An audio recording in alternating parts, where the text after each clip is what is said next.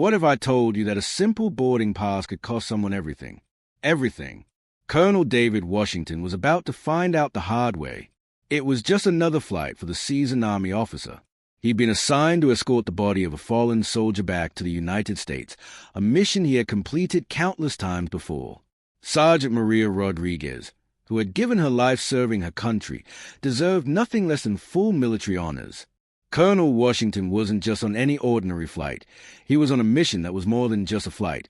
It was a solemn duty, one that demanded respect. But nothing could prepare him for what happened when he stepped onto Delta Flight 447.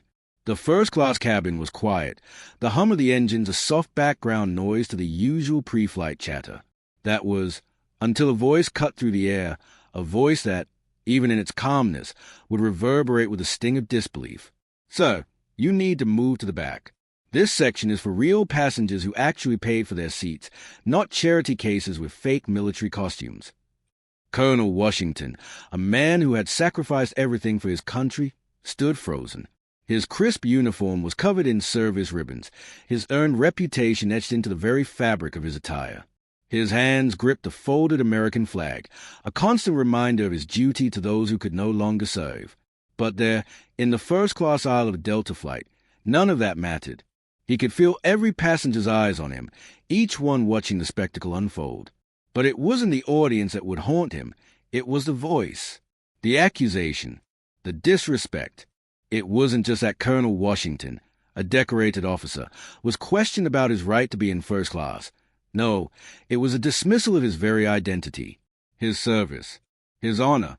Jessica Chen, the flight attendant who had dared to stop him, barely looked at the boarding pass Colonel Washington handed her, dismissing it with a wave. "Anyone can print a fake ticket these days," she said, the words like venom. She didn't care that his military ID clearly marked him as a colonel, someone who had been to war, someone who had served his country for decades. To her, it was all just a game, a fraudulent attempt to scam an upgrade. And as the seconds ticked away, the tension didn't ease. It only grew, as if the entire world were watching. In fact, they were. A businessman in 2A had already begun filming the entire exchange. The elderly woman in one seat couldn't help but glance up from her coffee, her expression a mix of curiosity and discomfort. Colonel Washington's face tightened, his grip on the folded flag clenching until his knuckles turned white. This wasn't just about a ticket. This wasn't just about a first-class seat. This was about dignity, and the lack of it. Mark, another flight attendant, appeared from the galley, sensing the growing tension. "Everything okay, Jess?" he asked, but his eyes quickly darted between Jessica and Colonel Washington, as if weighing the situation before him. "Just handling someone trying to scam an upgrade," Jessica said loudly, ensuring the entire cabin could hear her accusation. Every word cut like a knife. Colonel Washington's patience was running thin, but he kept his voice steady. "This is legitimate," he said, pulling out his military ID, presenting it with a quiet authority. His heart was heavy, but his demeanor remained composed. The military was about standing tall under pressure. But Jessica wasn't backing down. Her eyes narrowed as she examined the ID for a mere second before turning away, dismissing it as though it were worthless paper. "These could be fake, too. You'd be surprised what people do for free flights." The live stream was already buzzing. 47 viewers. 156, 340. The number kept growing as the passengers took out their phones. Comments started flooding in. "What's going on? Is this real?" Colonel Washington could see the casket on the tarmac through the window, but all that mattered now was his fight for respect, for his honor, for his years of service, for the soldier whose final journey home was being delayed by this senseless confrontation. "Security!"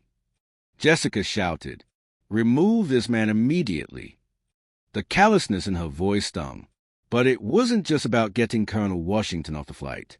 It was about the power to humiliate, to diminish someone who had already sacrificed so much. Seconds felt like hours as the situation spiraled. A gate agent appeared. Lisa, a young, nervous woman, approached and glanced at the documents. She seemed torn, unsure whether to believe what was unfolding or simply go along with the flow. "Maybe we should call security," Lisa said, her voice shaking slightly. But they had already crossed the line. This wasn't just about a flight. It was about the way society had learned to question the legitimacy of the black man in uniform. The doubt, the skepticism, it wasn't new. It wasn't surprising. It was familiar. It was what Colonel Washington had faced time and time again. But he was done being silent. "Call whoever you need to," Colonel Washington said quietly. His eyes didn't waver from Jessica's face. "But I need to get Sergeant Rodriguez home." The soldier's casket on the tarmac seemed to stare back at him, demanding he stay focused.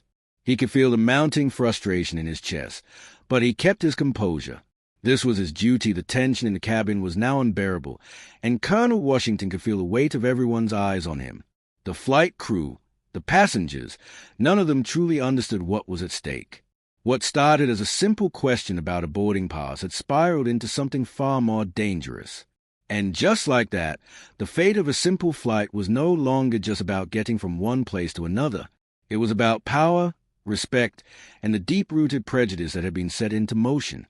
"Sir, I need you to step aside for a moment." The voice belonged to Officer Martinez, a security officer who had just arrived on the scene. His uniform, crisp and professional, seemed like a stark contrast to the chaos unfolding in the cabin. But even he couldn't hide the unease in his eyes. Colonel Washington stood his ground. His jaw tightened, the same strength he had learned to wield on the battlefield now carrying him through this awkward confrontation. But this wasn't a war zone. This was a civilian aircraft, filled with the innocent, the uninvolved, the ignorant. They had no idea how wrong this was, how wrong they were. No one was more disrespected than a black man in uniform, especially one who didn't fit the narrow mold of what people expected. The officer shifted uncomfortably, knowing full well that something wasn't right. The tension in his stance told the story before his words could catch up. But like most people in positions of authority, Officer Martinez didn't have the luxury of making a decision based on what felt right. He had to follow protocol. "I need to ask you to step off the plane for verification." The words were out before he could even think. Step off the plane. Colonel Washington could hardly believe his ears. The humiliation was almost too much to bear, but he didn't flinch. In the corner of his eye, he saw passengers watching intently, their phones still recording the entire incident. Comments continued to flood in from viewers. Was this really happening? Could it really be happening? One thing was clear. This wasn't a normal day. Not for him. Not for anyone. The atmosphere in the cabin thickened as the situation escalated. Passengers were starting to murmur, some out of concern, others out of judgment. The elderly woman in one seat adjusted her glasses, trying to make sense of the strange and uncomfortable scene unfolding in front of her. The businessman in 2A glanced nervously at his phone screen, watching the growing livestream audience. Captain Reynolds, the pilot, appeared from the cockpit. His footsteps were measured, but there was a visible tension in his posture. He wasn't just walking down the aisle to mediate a minor incident. No, this was serious. His eyes swept across the cabin, and then they landed on Colonel Washington. "What seems to be the issue here?" the captain asked, his voice carrying the authority of a man used to taking control in difficult situations. But even he could sense something was off. "Sir, this passenger claims to have first-class tickets, but I have concerns about authenticity," Jessica said, her voice far louder than necessary, carrying across the entire cabin. The captain glanced at the boarding pass and military ID in Washington's hand. He paused, examining the documents carefully. A furrow formed in his brow as he studied them. They seemed legitimate, too legitimate. There was no mistake. These were real. But how could he be sure? How could anyone be sure? The question hung in the air, as heavy as the silence that followed. "These documents look authentic to me," Captain Reynolds said slowly, his voice careful, unsure if his words could stem the tide of doubt that had already been set in motion. "With all due respect, I don't see any reason to question them." But Jessica wasn't having it. "I've seen plenty of forgeries," she shot back. Her skepticism was dripping with condescension. She was sure of one thing, her own version of reality. And that reality told her that Colonel Washington, despite his uniform and his papers, wasn't who he said he was. "We can't risk security breaches," Jessica continued, her voice now louder, drawing attention from more passengers. "Security needs to verify his documentation." Captain Reynolds' gaze shifted between the two. The tension was thick, and it was only escalating. As the minutes dragged on, it became more and more evident that this was no simple misunderstanding. There was something else at play here, a deep-rooted doubt, a belief that the man in front of them wasn't who he claimed to be. It wasn't just about the ticket anymore. It was about the perception of who was allowed to be in that seat. And it wasn't Colonel Washington. It couldn't be. Not to people like Jessica. Not to people who looked at him and saw a story, a stereotype, something they could dismiss with a roll of the eyes. The live stream audience in 2A had swelled to over 1,000 viewers. Comments were flooding in. Some were supportive of Colonel Washington. Others demanded answers. "Why is this happening?" One comment read, "This man served his country. Why is he being questioned?" Another read, "This is wrong. Is this really happening in America?" The tipping point came when a young woman named Lisa, another gate agent, arrived at the scene. She was new, only a few months into her position, but she was already aware of the policies about military personnel and dignified transfers. "Is there a problem?" Lisa asked hesitantly, looking around nervously. Jessica, sensing an opportunity, jumped at the chance. "This gentleman is attempting to board with questionable documentation. We need security verification immediately." And that was it. The fuse had been lit. Lisa hesitated, glancing at the documents before looking up at Colonel Washington. There was a moment of doubt in her eyes. She could feel it. Something wasn't right about the way this had escalated, but Jessica's confidence made her second-guess herself. "I think we should call security," Lisa said, her voice uncertain, but she could feel the pressure mounting around her. At that moment, the word security felt like a ticking bomb. Officer Martinez had been waiting for this moment, and now the situation was well out of his hands. He had his orders, and as much as he wanted to do what felt right, protocol demanded he act. But what none of them realized, as the situation continued to spiral out of control, was that their actions were about to set off a series of events that no one could have anticipated. The consequences of their choices weren't just about losing a passenger. They were about to lose everything. Colonel Washington knew it too. He could see it all unfolding before him. The growing disbelief, the simmering tension, the weight of every second that passed. He wasn't going to back down. Not now. Colonel David Washington stood in the center of that airplane, a soldier who had fought on foreign soil, a man who had earned every accolade that his uniform carried. But in this moment, standing on this Delta flight, he realized something bitterly. His uniform meant nothing to some people. His honor, his duty, his service, it all seemed to evaporate in the cold, skeptical eyes of the flight crew. "I'm sorry, sir, but you'll need to step off the plane," Officer Martinez repeated, his voice flat and official, his hands twitching slightly as he reached for his radio. Colonel Washington looked at the security officer, then back at the window. The casket with Sergeant Maria Rodriguez's body was still waiting on the tarmac, and the family that had been anxiously waiting to receive their daughter's body was growing more desperate by the minute. The situation had escalated beyond anyone's control. Colonel Washington didn't speak right away. There was nothing left to say to them. Instead, he reached into his pocket and pulled out his phone. He wasn't making a call for an upgrade or to delay his mission. He wasn't trying to smooth things over or explain himself again. No. This time, he was about to escalate things in a way that no one in that terminal could have imagined. The phone call was brief but direct. His voice was calm, but everyone could hear the weight of authority behind it. "General Morrison, this is Colonel Washington. I need immediate Pentagon protocol activation." It wasn't just a call. It was a warning that something had gone terribly wrong. Within moments, the atmosphere around Colonel Washington shifted. Jessica, the flight attendant who had been leading the charge, stopped dead in her tracks. Her confidence, which had once been so firm, faltered. The captain, who had stood by silently, now had beads of sweat forming on his forehead. Everyone on that plane, from the crew to the passengers, could sense something big was coming. Something much bigger than an angry passenger or broken protocol. The reality of the situation hit them all at once.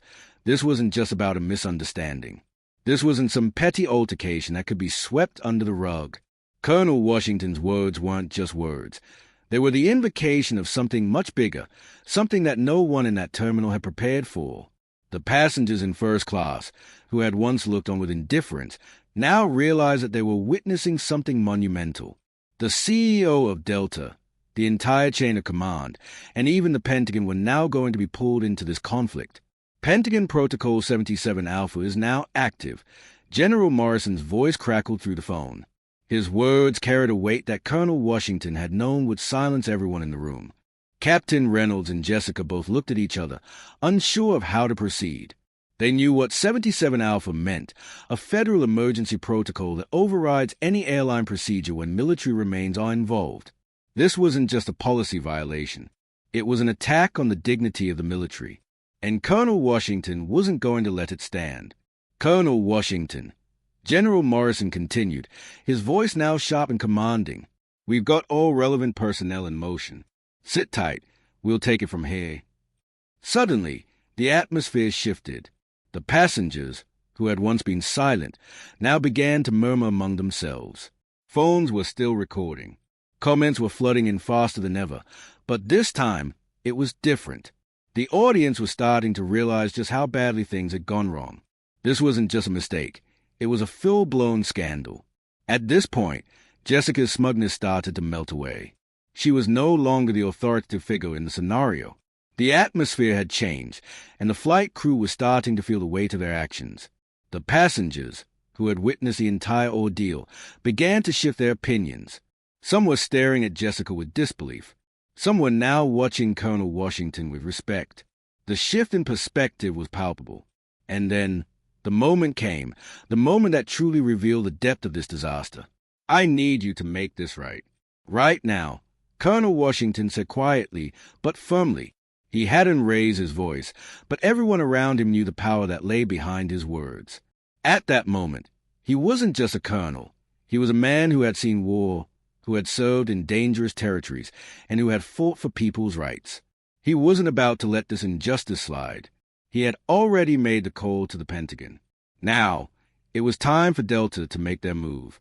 And then it came, the phone call everyone had been waiting for. Captain Reynolds' phone rang.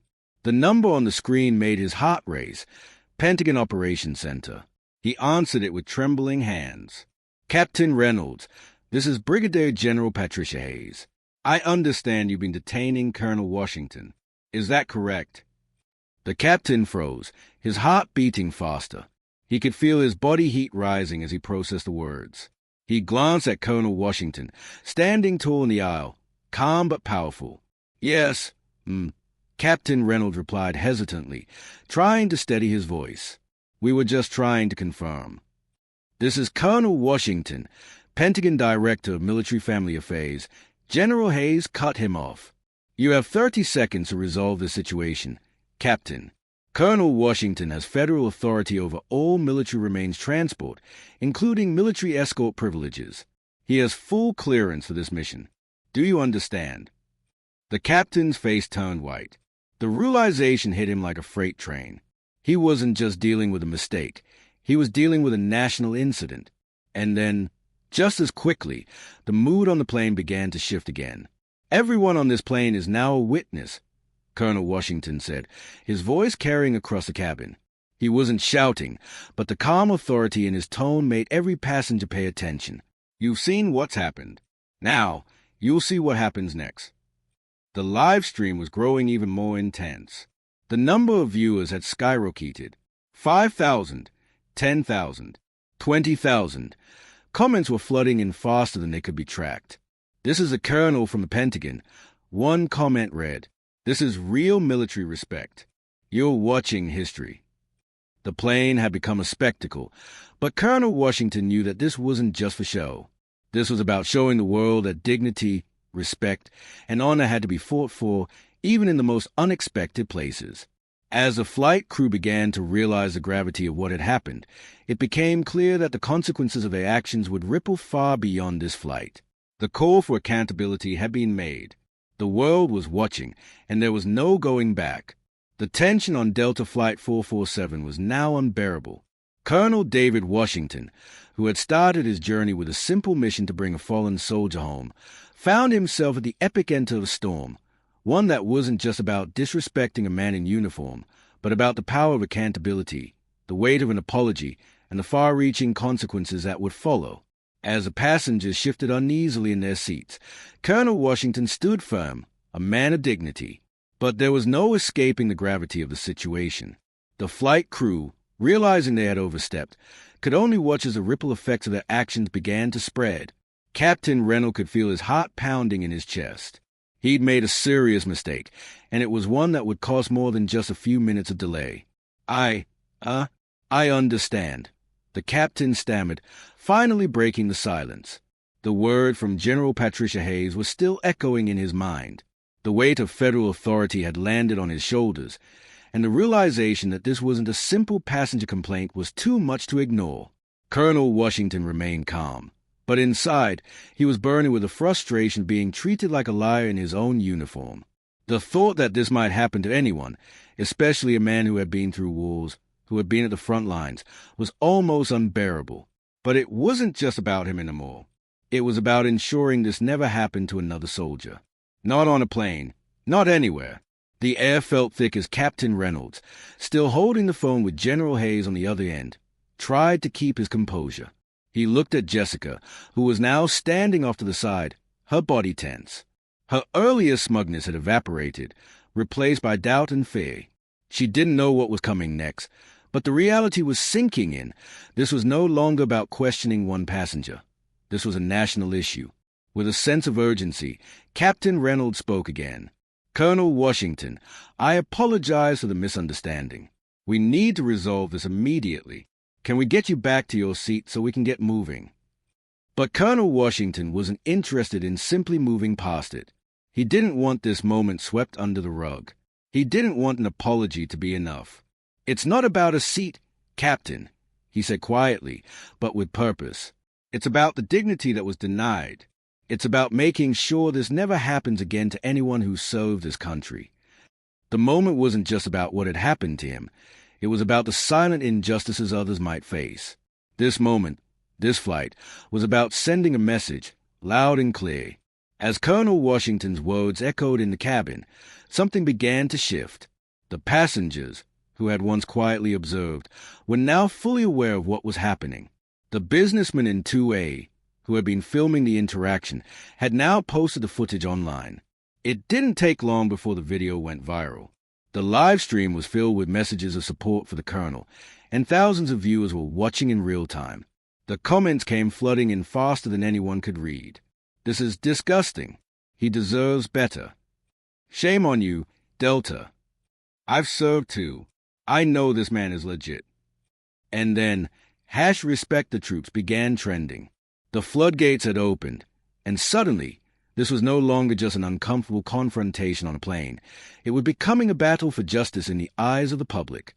Meanwhile, back on the ground, the ripple effects were beginning to take shape. Delta's corporate headquarters was already receiving calls, emails, and social media posts about the incident. The CEO was notified. The legal department was getting briefed. But it wasn't just a matter of fixing a public relations disaster. It was about addressing something much deeper. Inside the terminal at Denver International Airport, the family of Sergeant Maria Rodriguez had been waiting for hours, unaware of the delay. The colonel's mission had been to ensure that the fallen soldier returned home with full honors, but instead, he was trapped in a bureaucratic nightmare, a nightmare that was now being broadcast to the world. Jessica, the flight attendant who had started the whole debacle, felt the weight of the situation crashing down on her. She had never expected it to go this far. When she had first challenged Colonel Washington, she thought it was just a routine protocol check. "I was just doing my job," she would later tell herself. But as the video went viral, as the calls from corporate and the Pentagon began flooding in, it became clear that her actions weren't just a mistake. They were an affront to every soldier who had ever worn the uniform. The live stream continued to capture every moment of Jessica's increasing discomfort. The comments were unforgiving. "This woman is the real fraud. She needs to be fired. What kind of company treats veterans like this?" But what was even more unsettling for Jessica was a shift in the people around her. Her colleagues, who had once stood by her confidently, were now growing uncomfortable. Mark, the other flight attendant who had approached earlier, was visibly disturbed by what he had witnessed. He knew Jessica had crossed the line. He knew the passengers were seeing through the lies, and it made him question the system that allowed this to happen in the first place. As the flight crew was now facing a full-blown public relations crisis, Colonel Washington's calm demeanor remained the only constant. He stood, looking out of the plane's window at the casket waiting on the tarmac. He could still feel the eyes of the passengers on him, but now it was different. Now, they were no longer watching just a confrontation. They were watching a man stand up for what was right.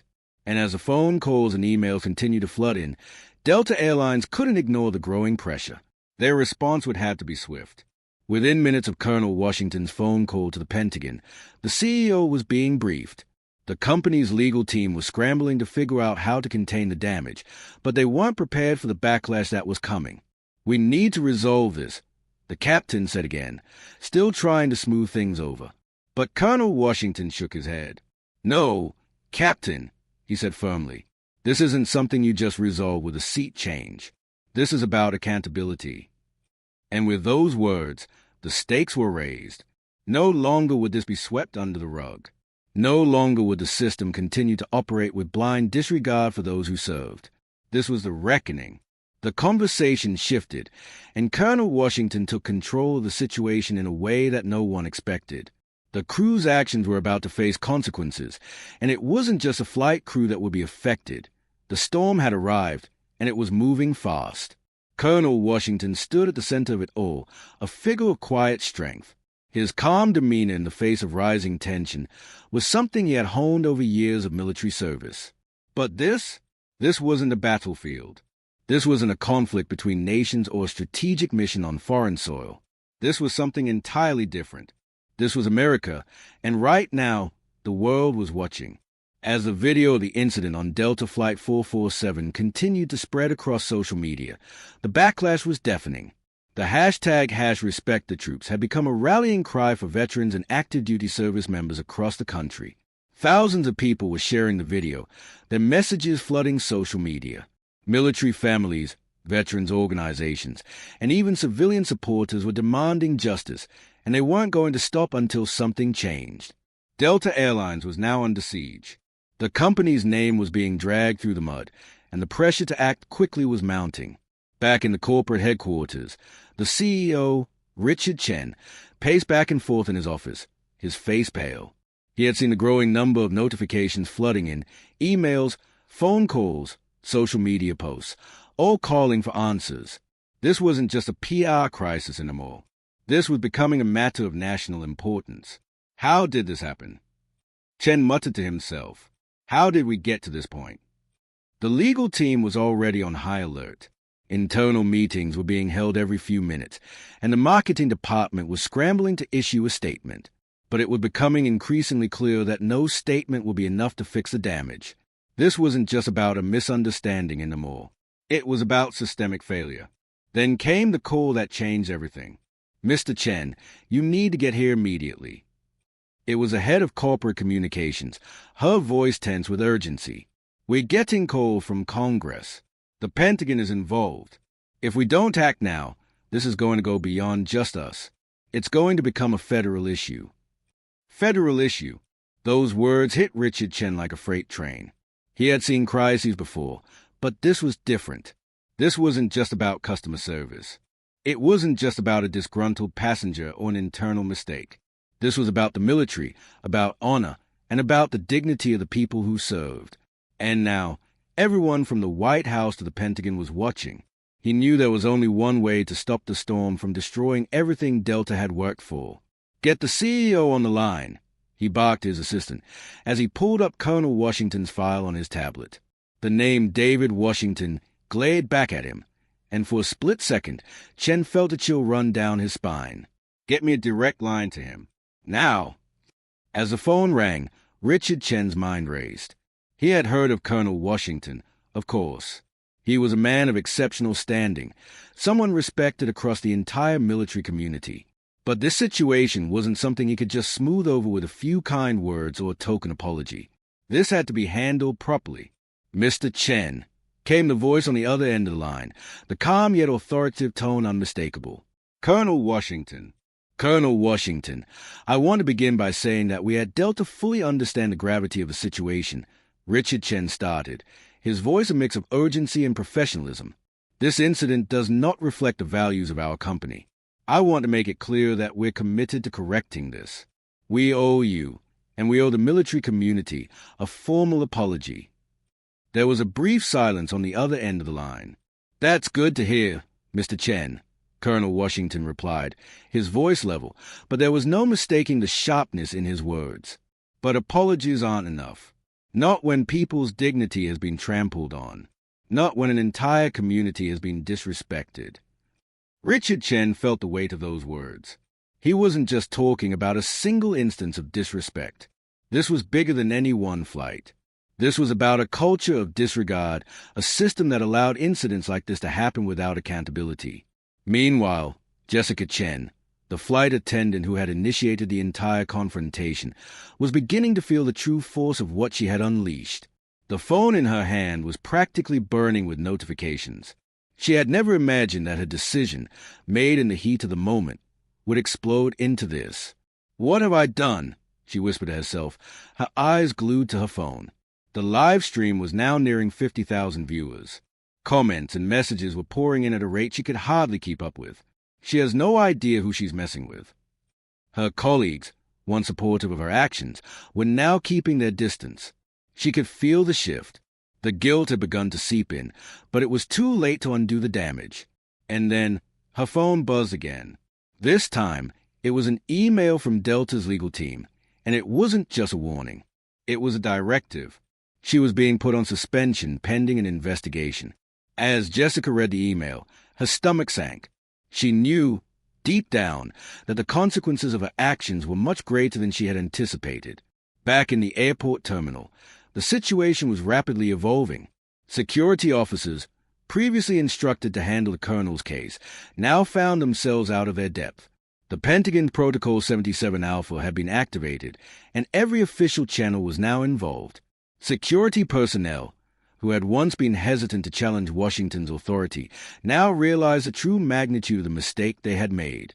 They were made pawns in a much larger game. Their actions were under intense scrutiny, and their failure to follow the proper protocols was about to cost Delta much more than they had ever anticipated.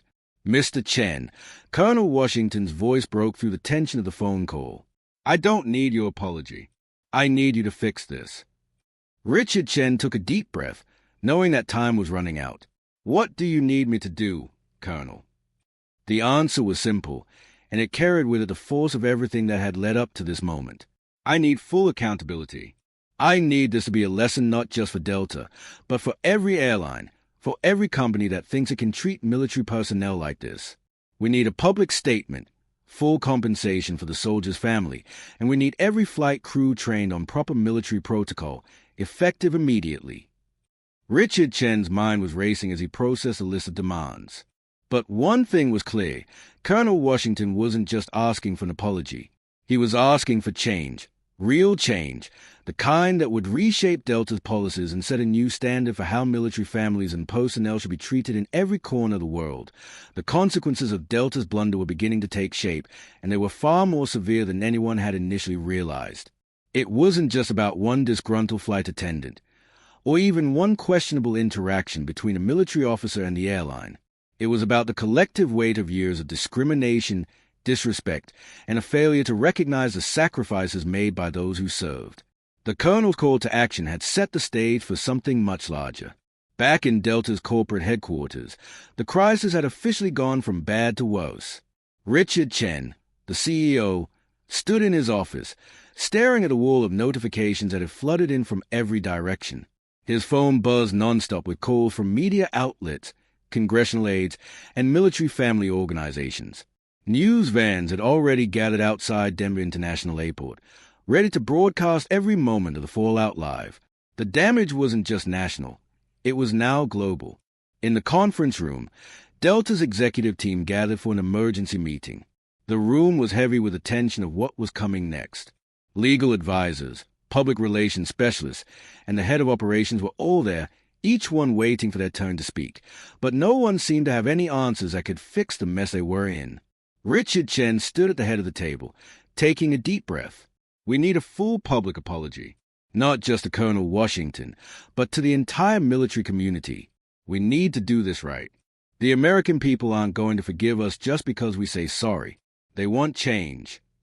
The problem is, the legal advisor said cautiously, looking over his notes, we've made it clear that we didn't follow military protocol for handling this situation.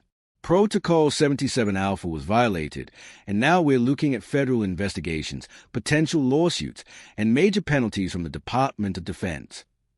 Everyone in the room was aware of the stakes, but no one knew how to pull Delta out of the quicksand they had found themselves in. Public trust had been shattered, and every minute spent delaying the response was costing them. Meanwhile, in Denver, Colonel Washington's phone buzzed again. This time, it was General Morrison, his superior at the Pentagon, calling with an update. Colonel, I've spoken with the Department of Defense and the White House. This is no longer just an airline issue. The public is outraged, and we're pushing Delta to make sweeping changes. Protocol 77 Alpha will be enforced, and we'll be monitoring every step they take from here on out. But you need to keep the pressure on. Colonel Washington nodded grimly. He had already been in touch with military advocacy groups, and the press was starting to take notice. I've made my stance clear, General. Now it's Delta's turn to do the right thing. There's no going back. They need to understand what's at stake, not just for me, but for everyone who has ever worn this uniform. Back at Delta headquarters, PR teams were in overdrive, crafting apology statements, press releases, and plans for corporate reform. But the firestorm they had unleashed wasn't going to be solved with a simple press conference. They had gone from being a well-respected airline to the subject of public scorn. What Delta didn't realize, however, was that Colonel Washington had already set in motion a much bigger force. The military community, veterans groups, and social justice advocates had rallied around the colonel. It wasn't just about this one incident. It was about the larger issue of how military personnel were treated in civilian spaces. The hashtags #RespectTheTroops and #Dignity4Veterans were trending, and as the news spread, the anger was palpable. For every tweet and every post, more voices joined in. Veterans shared their own stories of mistreatment. Military families demanded fair treatment for their loved ones. And the more people spoke out, the more pressure Delta felt. The time for apologies was over. The media was now on high alert. CNN, Fox News, and MSNBC all began airing stories about the incident. And suddenly, this wasn't just about Delta Airlines. It was a national conversation about respect and accountability. The political ramifications were enormous. Congressional leaders were already drafting letters of inquiry, asking for Delta to testify before the House and Senate Armed Services committees. It was becoming clear that Delta had not only mishandled this moment, but had disrespected a largely overlooked demographic, the military community. The country was watching, and now the government was getting involved. Back on Flight 447, things were still tense. The Captain Reynolds and the rest of the crew were now deeply aware of the magnitude of the situation they had contributed to. Some of them had begun to privately express their regret. They had been part of a system that allowed this incident to happen, and the shame of it hung over them like a dark cloud. Jessica, in particular, had no idea how to process what she had done. She had been caught up in the moment, following protocol, questioning a man she thought didn't belong in first class. But now, as the flight continued on its delayed journey, the reality of what she had done hit her harder than any reprimand could. The live-streamed video continued to gain traction, and the once confident Jessica Chen found herself the face of discrimination and disrespect. The comments were unrelenting. You should be ashamed. This woman needs to be fired. And the worst of all, shame on you, Delta. As the days passed, Delta knew that the real work had just begun. A public apology wasn't enough. They were going to need to prove that this wasn't just a one-off mistake. They had to demonstrate that they had heard the outcry and were committed to systemic change. They had to prove that they valued those who served and that military personnel wouldn't be treated this way again. CEO Richard Chen called a press conference, standing before the cameras, flanked by his legal team. The plan was clear. They needed to apologize loudly, but also show that they were ready to reform. The company would implement new training procedures, a comprehensive review of their military transport protocols, and commit to supporting military families by funding initiatives and scholarships. We made a mistake, Richard Chen began, his voice measured but heavy with the weight of the situation. This isn't who we are.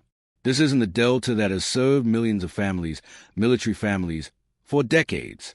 But it will be the Delta that listens, learns, and changes. We will not allow this to happen again.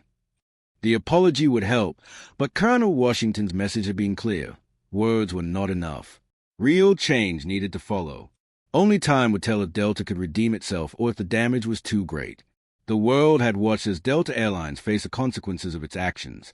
The public outrage, the congressional hearings, the intense media scrutiny, it was all building up to one undeniable truth. The airline had failed. Not just in terms of passenger service, but in terms of the core values it had always claimed to uphold.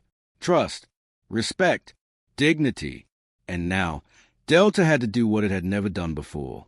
They had to prove themselves worthy of the trust they had lost. But could they? The clock was ticking, and the pressure was mounting. The media wasn't letting up. Military families were still sharing their personal stories of mistreatment. The public was unforgiving, and the internet was flooded with calls for accountability. The backlash was global, and Delta couldn't afford to stay silent any longer. The day after the press conference, Delta took its first major step in trying to rebuild trust. CEO Richard Chen stood before a room full of reporters, his voice steady, but clearly aware of the weight of what he was about to announce. This was no longer just about words. It was about action. We are committing to a full overhaul of our military protocols, he said, making sure the cameras captured every word. We will ensure that every Delta employee, from the ground crew to the flight attendants, understand how to respect military families and personnel. There will be mandatory training across the board to guarantee that something like this never happens again. While this was a step in the right direction, it wasn't enough. Delta's PR team, alongside its legal and operations department, had crafted a plan to redeem themselves, but the public wasn't going to let them get away with just a simple apology. The pressure was still intense. People wanted to see real systemic change. They wanted to know that Delta wasn't just doing this to save its image. It had to be about doing the right thing, and they had a long road ahead. Meanwhile, in Denver, Colonel David Washington was watching the situation unfold.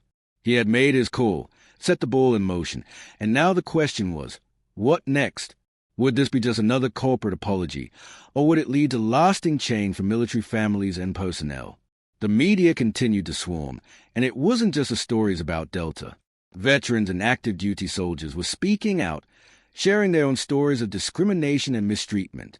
What began as an isolated incident had sparked something much bigger, a national conversation about how military families and service members were treated in civilian spaces. And Colonel Washington was right in the middle of it, standing tall for what he believed in. 2 weeks later, Delta took another step toward redemption. They introduced a comprehensive military family benefits package with partnerships with organizations that supported veterans and their families. The package was designed to give military families priority in booking flights, upgraded services, and most importantly, a commitment to never again questioning the legitimacy of a soldier's uniform. It was clear that they were trying to take action, but the question remained, was it enough? The public was watching, and Delta knew they had to go beyond just lip service. They had to make sure their employees were properly educated on military etiquette, and that these changes would be institutionalized. Richard Chen made another public statement, this time not just about Delta's efforts, but about his personal commitment to military families. I made a mistake, he admitted, the weight of the situation clearly visible on his face. Delta made a mistake, but we are here to fix it. We are committed to earning back your trust and to ensuring that respect is always at the forefront of our service. The words were important, but the public wanted to see the long-term effects of these changes. The question now was, would the damage be repaired, or would the scars remain? As Delta pushed forward with their changes, Colonel Washington stayed involved, continuing to meet with lawmakers, military organizations, and corporate leaders to ensure that this moment was not forgotten. He became a national voice for change, pushing for legislation that would force airlines to adhere to military family sensitivity training. This wasn't just about Delta Airlines anymore. It was about a systemic shift in how military personnel were viewed. And Colonel Washington was determined to ensure that this moment sparked that change. But redemption wasn't going to come easily for Delta. One of the biggest tests came when a news story broke about a different airline facing similar allegations of discrimination against military families. The public's eyes were on Delta to see how they would respond. Would they lead by example, or would they fall back into their old ways? Richard Chen knew that this was it, the defining moment. Delta could no longer afford to be just another company trying to fix a public relations disaster. They had to lead the charge for change in the airline industry, and they had to do it now. The board met again, and the decision was made. Delta would become a leader in military family accommodation, not just for the sake of its image, but because it was the right thing to do. The story of Delta's recovery continued to unfold, but the impact was already evident. Other airlines began to follow suit. American Airlines, United Airlines, and Southwest all began implementing mandatory military family sensitivity training. What had started as a disastrous PR crisis had turned into an industry-wide movement for respect and change. And through it all, Colonel Washington continued to lead, never backing down from his mission. He wasn't just advocating for himself anymore. He was advocating for every service member who had ever been treated unfairly. A year later, Delta's military satisfaction ratings had risen to an all-time high.